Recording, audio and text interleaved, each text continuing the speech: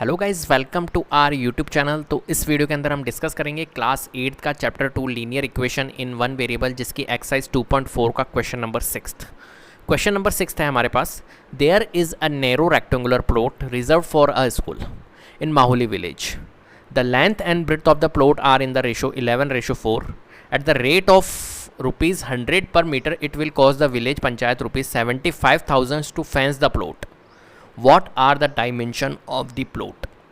ठीक है, तो आपको डायमेंशंस निकालनी है। डायमेंशंस मीन्स प्लॉट की डायमेंशंस कौन कौन सी होगी। अगर रेक्टेंगुलर प्लॉट है तो लेंथ और ब्रेड्थ होगी, तो लेंथ और ब्रेड्थ आपको फाइंड करनी है इस क्वेश्चन के अंदर।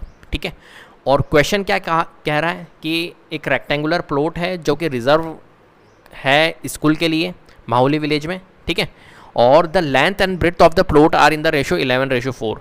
11:4 उसका लेंथ और ब्रेड्थ का रेशो है। क्लियर है।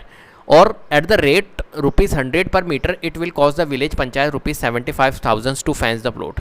100 पर मीटर के हिसाब से विलेज पंचायत ने कॉस्ट लगाई है कितनी, 75,000 टू फेंस द प्लॉट। उसकी प्लॉट की फेंसिंग करने के लिए 75,000 रुपये लगाए। क्लियर है। तो what are the dimension of the plot. तो डायमेंशन ऑफ द प्लॉट आपको बताना है कि कितनी होगी लेंथ और ब्रेड्थ। तो मैंने आपको बताया था कि जब भी अगर रेशोज़ वाले क्वेश्चंस आए तो वहाँ पर आपको क्या करना है, कॉमन रेशो लेना है, और कॉमन रेशो से इसकी क्या हो जाएगी, लेंथ और ब्रेड्थ फाइंड हो जाएगी। क्लियर है।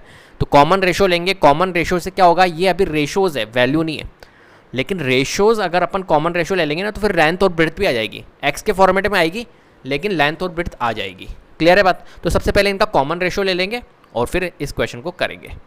क्लियर है। तो मैं आपको पहले रफली समझा देता हूँ क्या किया जाएगा।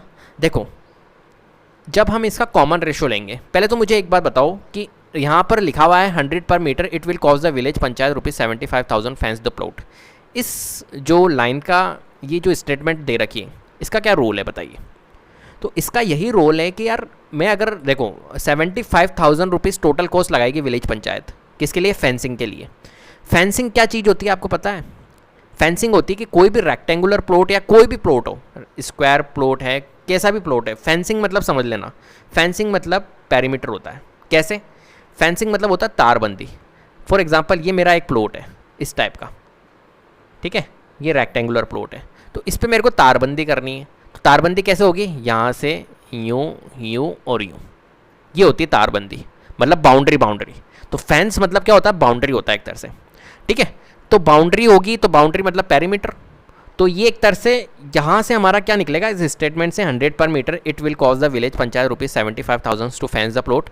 ये स्टेटमेंट इसलिए दे रखी है कि यहाँ से आप क्या निकाल सकते हो, पेरीमीटर निकाल सकते हो।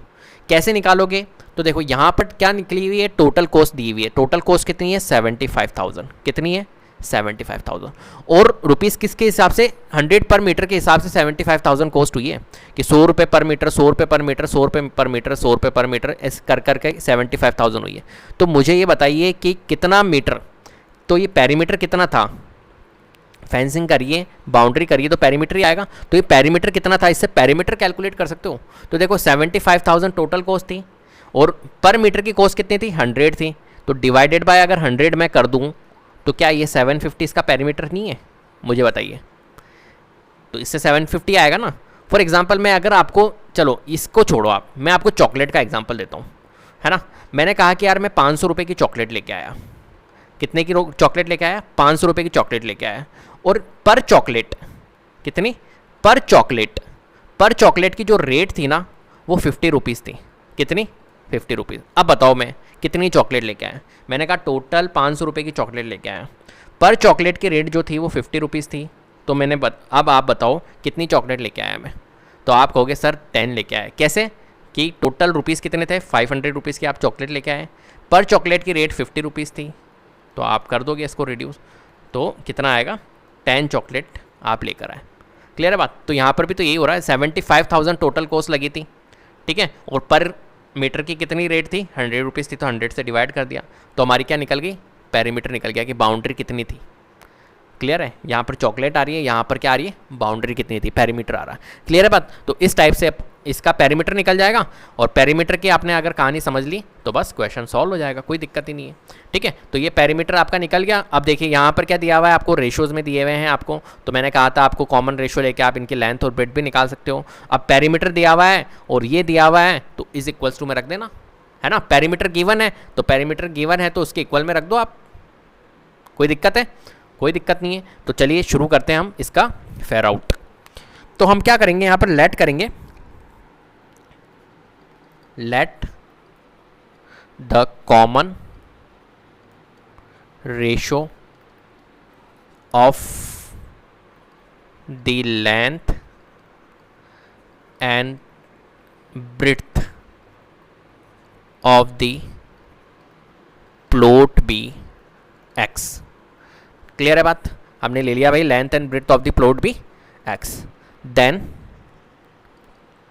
The length and breadth of the plot will be कितनी हो जाएगी, 11x एंड 4x रेस्पेक्टिवली। होगी या नहीं होगी बताओ?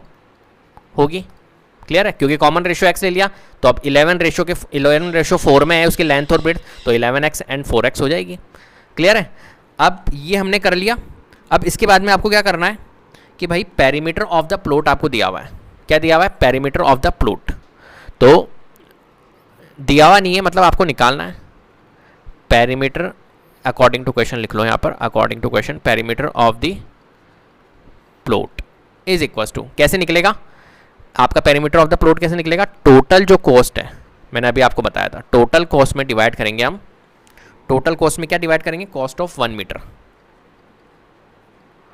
Cost of 1 metre. ठीक है, तो टोटल कॉस्ट में आप डिवाइड करोगे कॉस्ट ऑफ 1 मीटर तो कितना आएगा? टोटल कॉस्ट देखो कितनी है, 75,000 डिवाइडेड बाय 1 मीटर की कॉस्ट कितनी है, 100, तो उससे हमारा आ जाएगा 750। ये 750 क्या निकल के आया? पेरीमीटर आया। क्लियर है बात? तो पेरीमीटर ऑफ द प्लॉट कितना आ गया हमारा? 750।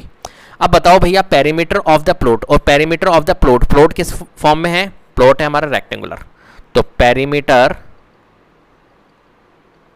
Of plot is equal to हमारा 750 आया। अब पेरीमीटर किस फॉर्म में, ऑफ प्लॉट किस फॉर्म में? रेक्टेंगल, तो पेरीमीटर ऑफ रेक्टेंगल क्या होता है? 2 × L + B होता है या नहीं होता है? तो बस 750 को किसके इक्वल में रख दो? पेरीमीटर के इक्वल में रख दो। तो 2 × L कितना है भाई? तो L है अपना, लेंथ कितनी है? 11x है और ब्रेड्थ कितनी है? 4x है, बस। और 750, 2 × 11x + 4x कितना हो जाएगा हमारा? कितना हो जाएगा? 15x। तो हमने लिख दिया ये 15x is equal to 750, then 15 × 2 30x is equal to 750। Then x की वैल्यू हमारी फाइंड हो सकती है, देखो 0 से 0 कट और ये हो जाएगा हमारा 25 x की वैल्यू। तो x की वैल्यू कितनी आ गई हमारी? 25। अब यहाँ पर देखिएगा थोड़ा स्पेस कम है हमारे पास में, मैं इतने से एरियाज़ में कर रहा हूँ आपके लिए। ठीक है, x की वैल्यू 25 आ गई ना। अब हमें क्या निकालना है? हमें निकालना है लेंथ। तो लेंथ बताइए क्या होगी? तो लेंथ थी हमारी कौन? 11x। क्या थी? 11x। तो 11 × 25 कर लो। ठीक है, 11 × 25 कर लो। ब्रेड्थ कितनी थी? ब्रेड्थ थी हमारी 4x, तो 4 × 25 कर लो। 4 × 25 तो 100 होगा। 11 × 25 भी कर सकते हो, 25 250 हो गया, 250 और 275, तो ये आ जाएगा हमारा 275। क्लियर है बात? कोई दिक्कत है? तो 275 तो हमारा क्या आ गई? लेंथ आ गई, और ब्रेड्थ कितनी आई है? 100 आई है। इस टाइप से इस क्वेश्चन को करोगे। कितना इजी क्वेश्चन था, बस थोड़ा सा आपको पता होना चाहिए कि यार पैरामीटर कैसे निकलेगा। यहाँ पर आपको डायरेक्टली पैरामीटर नहीं दिया हुआ, अगर डायरेक्टली दे देता तो बिल्कुल इजी हो जाता आपके लिए कि अच्छा ये डायरेक्टली पैरामीटर दे दिया तो इसके इक्वल में रख दो, बट इसमें पैरामीटर डायरेक्टली नहीं दिया हुआ है, आपको कॉस्ट दे रखी है और पर मीटर की कॉस्ट दे रखी है, उससे आपको पैरामीटर फाइंड करना है और फिर पैरामीटर फाइंड करते ही आपको पैरामीटर के इक्वल में रखना है उसको। तो पैरामीटर ऑफ द प्लॉट 750 हमने रखा, और पैरामीटर क्या होता है? रेक्टेंगल का 2 × L + B, 2 × L + B के फॉर्म में हमने इसको लिया है। क्लियर है? तो x की वैल्यू फाइंड होती है, फिर हमारी लेंथ और ब्रेड्थ आ गई। तो इस टाइप से इस क्वेश्चन को करना है फ्रेंड्स।